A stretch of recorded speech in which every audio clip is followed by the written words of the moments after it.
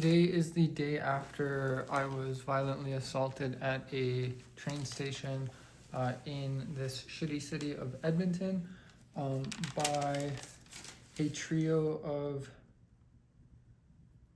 morally and ethically insecure brats. A. Anderson, number ECP 330, ECP, don't know what that means. Potentially his identification number might be 19552. So my sleep and the morning after went as well as you would think after having been violently assaulted. I had gone to a yoga class, and the yoga was really good in the way that yoga can be practiced.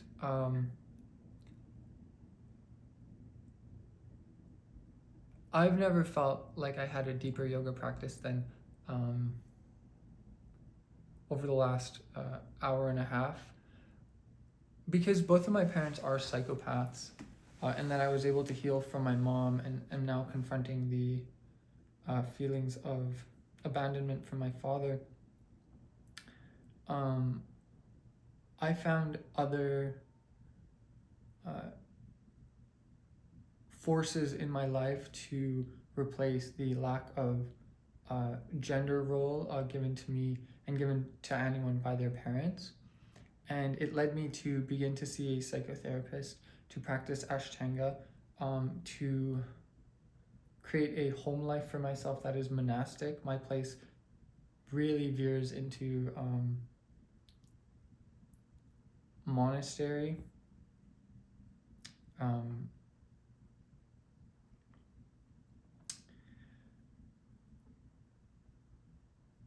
I had watched the video of the Minneapolis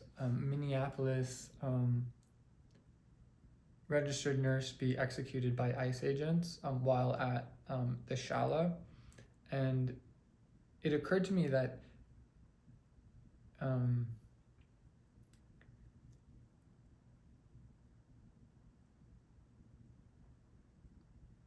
my Ashtanga practice has gotten to the point where I'm literally promoting awareness on sociopathy or psychopathy against the patriarchy. And I say a lot. I'm actually going to train myself to not do that.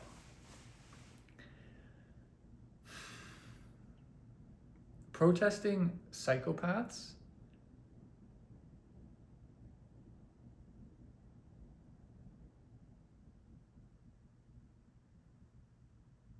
through non-force might actually be the move.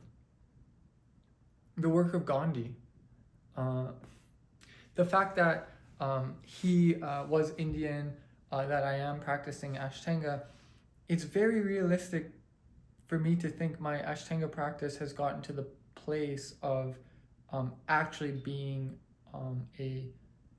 being on intellectual grounds, the basis of starting a educational institution. I had emailed the law school telling them to whatever extent I can get involved, I would like to. The few emails that I did have to send, I ended up sending them. I feel great. I'm just doing a bit of housekeeping.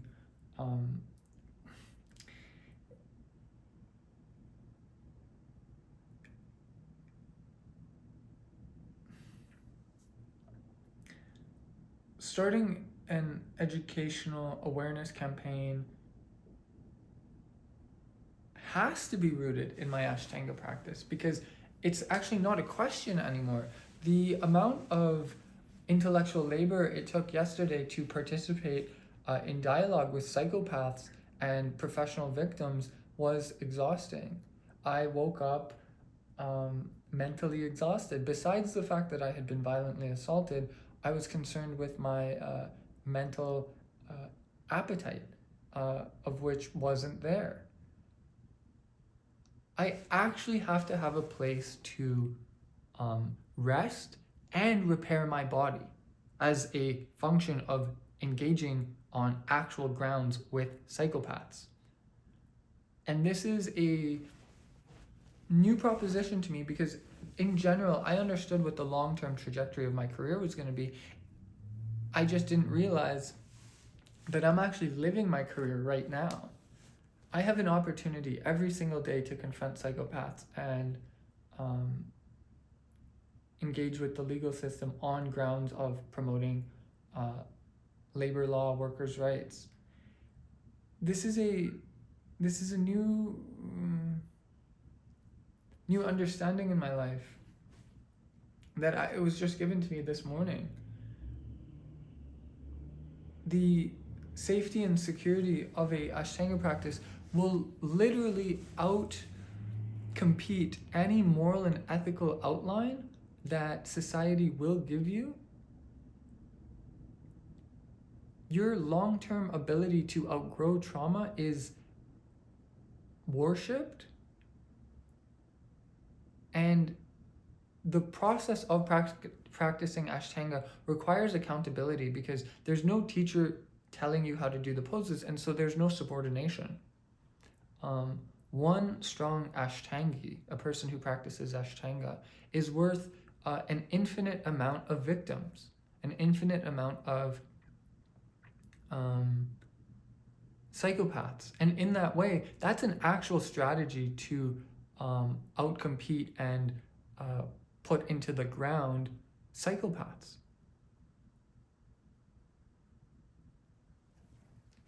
The strategy to confront psychopathy, to confront the patriarchy, has become more realistic to me in the last few hours because it is occurring to me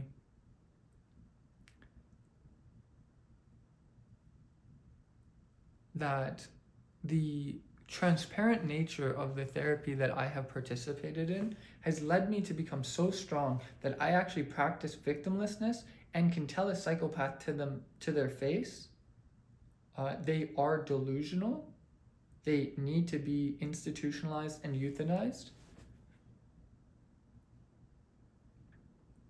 which is incredible given the nature of the fact.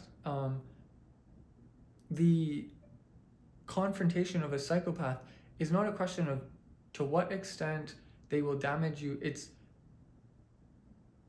or if they would damage you, it's to what extent they will. The level of delusion these trio of short men were able to violate me was legendary. What is going to happen in my life is the assault charge is going to be I'm not hopeful. I am hopeful. I am curious to know whether or not the charge is dropped. If it's not dropped, I have a record among these psychopaths of which will be used tactically to give them something to do. It's that they're so bored they need something to do, and so they're going to victimize themselves again and assault me, of which they're going to claim a criminal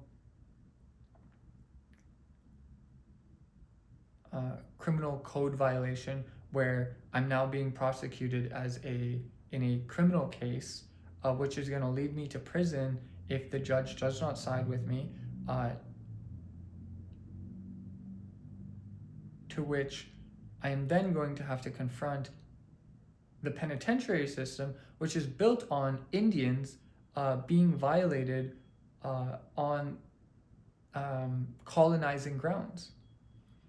The institutionalized effort of the patriarchy to destroy men, to destroy Indians, is legendary. and the ability to use any bit of built up institutionalized bureaucracy, which is literally how our society operates, just literally the system of our society, will very happily take a man like me and put me into its grips. I have only one thing as a strategy against them. It's to speak up.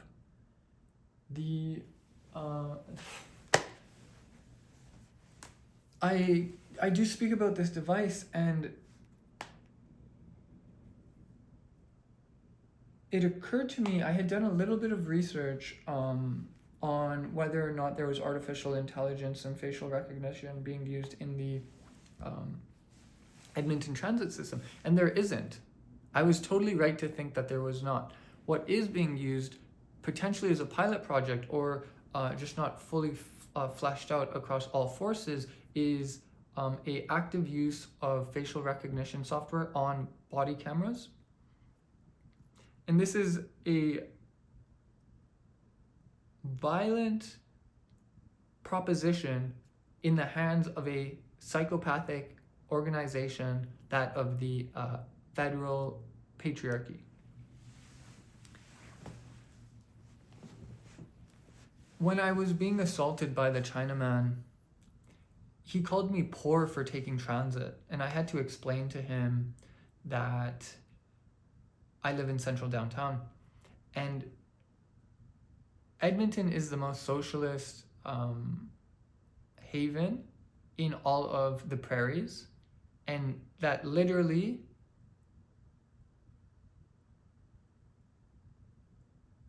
municipal employees are anti-liberalism, anti-socialism, pro-conservatism, which is an extremely disgusting word in Canada,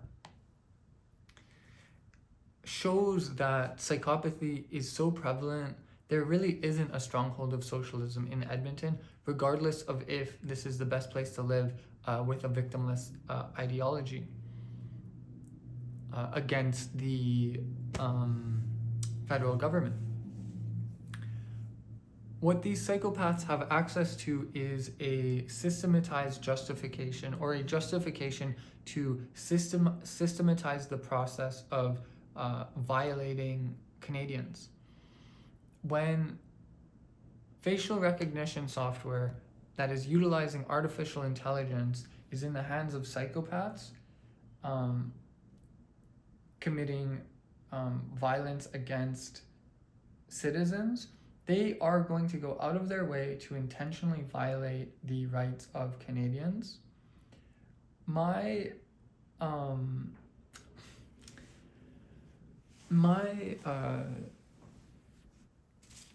What's it called? My failure to produce payment, it's completely fake. We have a system where you tap twice and for no good reason.